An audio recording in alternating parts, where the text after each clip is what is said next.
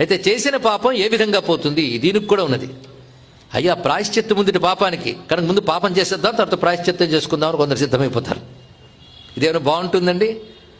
రోగం వస్తే మందుంది కనుక మనం రోగం తెచ్చుకుందామని ఎవడైనా అంటాడా? అలాగే ఎప్పుడూ కూడా పాపం చేయడానికి సాహసిస్తే మాత్రం ప్రాయశ్చిత్త కర్మ కూడా వాడికి తొలగించలేదు.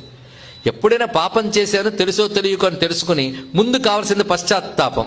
అయ్యో తప్పు చేసేనని బాధపడాలి. అప్పుడు చేసిన పాపంలో పావు భాగం పోతుంది. గుర్తుపెట్టుకోండి, లెక్క కూడా ఇచ్చేసిన శాస్త్రం. పశ్చాత్తాపడితే పావు భాగం పోతుంది. అందుకని పశ్చాత్తాపడి కొంత డబ్బు కట్టివేసినా పాపము పోదు తెలుసుకోండి శాస్త్రం ఇక్కడ. కనుక 6 రోజులు పాపం చేసి 7వ రోజు పశ్చాత్తాపడితే పోదండి ఇక్కడ. కాబట్టి పశ్చాత్తాపంతో పాపాలు పోవు, పావు భాగం పోతుంది. తర్వాత ఏమిటంటే పశ్చాత్తాపం తర్వాత అయ్యో ఇంత పాపం చేసేనని బాధపడి తర్వాత ఇకపై చెయ్యను అని నిశ్చయించుకోవాలి. 2వ స్టెప్ అది. ఇకపై చెయ్యను అనుకుంటే మరొక పావు భాగం పోయింది. కొందరు పశ్చాత్తాపడుతుంటారు, మళ్ళీ చేసేస్తుంటారు. చిచి ఎంత తప్పు చేశానండి అంటాడు. ఇక చెయ్యడేమో అని మనం అనుకుంటాం, మళ్ళీ రేపు వాడు రెడీ. బలహీనతలు అలా ఉంటే ఏం చేస్తాం?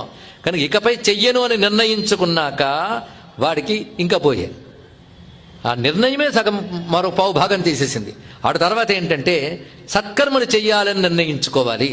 నేను ఇంకా సత్కర్మ చేస్తాను నిర్ణయించుకుంటే మరో పావు భాగం. అయితే చేసిన పాపం ఏ విధంగా పోతుంది దీనికి కూడా ఉన్నది. అయ్యా ప్రాయశ్చిత్తం ముందుటి పాపానికి కనుక ముందు పాపం చేసేద్దాం, తర్వాత ప్రాయశ్చిత్తం చేసుకుందామని కొందరు సిద్ధమైపోతారు. ఇదేమైనా బాగుంటుందండి? రోగం వస్తే మందుంది కనుక మనం రోగం తెచ్చుకుందామని ఎవడైనా అంటాడా? అలాగే ఎప్పుడూ కూడా పాపం చేయడానికి సాహసిస్తే మాత్రం ప్రాయశ్చిత్త కర్మ కూడా వాడికి తొలగించలేదు. ఎప్పుడైనా పాపం చేశానో తెలుసో తెలియకో అని తెలుసుకుని ముందు కావాల్సింది పశ్చాత్తాపం. అయ్యో తప్పు చేసేనని బాధపడాలి. అప్పుడు చేసిన పాపంలో పావు భాగం పోతుంది. గుర్తుపెట్టుకోండి, లెక్క కూడా ఇచ్చేసిన శాస్త్రం. పశ్చాత్తాపడితే పావు భాగం పోతుంది. అందుకని పశ్చాత్తాపడి కొంత డబ్బు కట్టివేసినా పాపము పోదు తెలుసుకోండి శాస్త్రం ఇక్కడ. కనుక 6 రోజులు పాపం చేసి 7వ రోజు పశ్చాత్తాపడితే పోదండి ఇక్కడ. కాబట్టి పశ్చాత్తాపంతో పాపాలు పోవు, పావు భాగం పోతుంది. తర్వాత ఏమిటంటే పశ్చాత్తాపం తర్వాత అయ్యో ఇంత పాపం చేసేనని బాధపడి తర్వాత ఇకపై చెయ్యను అని నిశ్చయించుకోవాలి. 2వ స్టెప్ అది. ఇకపై చెయ్యను అనుకుంటే మరొక పావు భాగం పోయింది.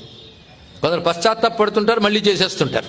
చిచి ఎంత తప్పు చేశానండి అంటాడు. ఇక చెయ్యడేమో అని మనం అనుకుంటాం, మళ్ళీ రేపు వాడు రెడీ.